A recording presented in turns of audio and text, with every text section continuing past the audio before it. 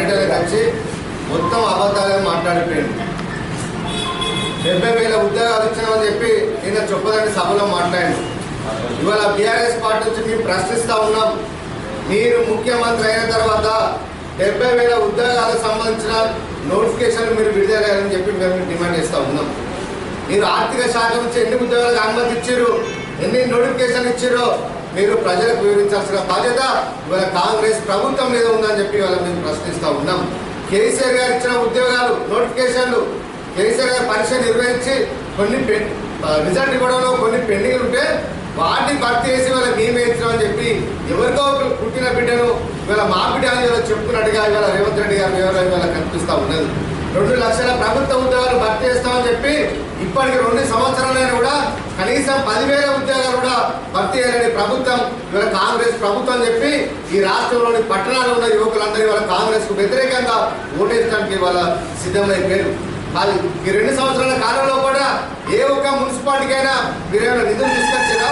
ఇవాళ రాష్ట్రంలో ఉత్తర తెలంగాణలో కరీంనగర్ జిల్లాలో కూడా ఇవాళ కేటీఆర్ గారు మున్సిపల్ శాఖ మంత్రిగా ఉన్నప్పుడు కేంద్ర ప్రభుత్వం దగ్గరికి అన్ని ప్రపోజల్ పంపించి అమృత స్కీమ్ మంజూరు చేయించిందే ఇవాళ కేటీఆర్ గారు ఇవాళ ఆ నిధుల్లో గోల్మాలు ఇస్తూ ఉన్నారు, టెండర్లో కూడా అక్రమాలు జరుగుతున్నాయని చెప్పి కేటీఆర్ గారు ప్రశ్నించినా ఇంతవరకు బండి సంజయ్ గారు దాని మీద ఎలాంటి విచారణ జరిపించాలంటే ఈ రాష్ట్రంలో కాంగ్రెస్ పార్టీ బీజేపీ 2 అన్నదమ్ములాగా ఇవాళ కలిసిపోతూ ఉన్నారు, బీఆర్ఎస్ కు వ్యతిరేకంగా పనిచేస్తూ ఉన్నారు అనే విషయం తెలంగాణ ప్రజలకు, కరీంనగర్ జిల్లా ప్రజలకు తెలుసు కాబట్టి ఇవాళ కరీంనగర్లో రేవంత్ రెడ్డి గారు మీటింగ్ పెట్టలేదు.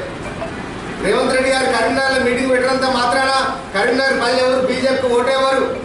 చొప్పదండలో మీటింగ్ పెట్టినంత మాత్రాన ఇవాళ ఇక్కడ కాంగ్రెస్ పార్టీకి ఏం ప్రజలు ఓట్లేరు.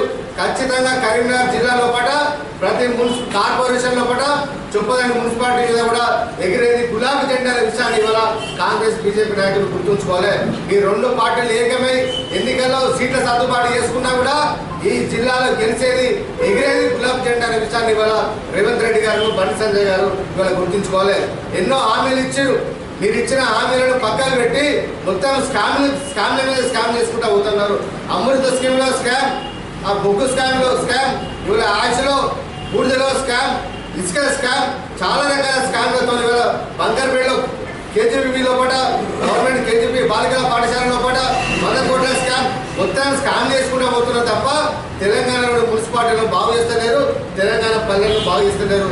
ఈ విషయాన్ని ప్రజల దృష్టిని మళ్లించడానికే ఇవాళ సిట్ల పేరు మీద ప్రజల దృష్టిని మళ్లించడానికే ఇవాళ రేవంత్ రెడ్డి గారి ప్రభుత్వం ఇవాళ పనిచేస్తూ ఉన్నది. కానీ తెలంగాణ ప్రజలు మీడియా ద్వారా, సోషల్ మీడియా ద్వారా కాంగ్రెస్ చేపడుతున్న మోసాలను, అక్రమాలను, భారతీయ జనతా పార్టీ చేస్తున్న మోసాలను, అక్రమాలను ఇవాళ ప్రజలు గమనిస్తున్నారు. కాబట్టి ఖచ్చితంగా ఇటు కాంగ్రెస్ పార్టీకి అటు భారతీయ జనతా పార్టీకి బుద్ధి చెప్పడానికి మున్సిపల్ ఎన్నికల్లో కూడా ప్రజలు సిద్ధంగా ఉన్నారనే విషయాన్ని ఇవాళ గుర్తుంచుకోవాలి. ఖచ్చితంగా ఇవాళ కేసీఆర్ గారి నాయకత్వంలో, కేటీఆర్ గారి నాయకత్వంలో తెలంగాణలో దాదాపు మెజార్టీ మున్సిపాలిటీలు 80-90% మున్సిపాలిటీలు బీఆర్ఎస్ పార్టీ గులాబీ జెండా ఎగరబోతున్న విషయాన్ని ఇవాళ రేవంత్ రెడ్డి గారు గుర్తుంచుకోవాలి.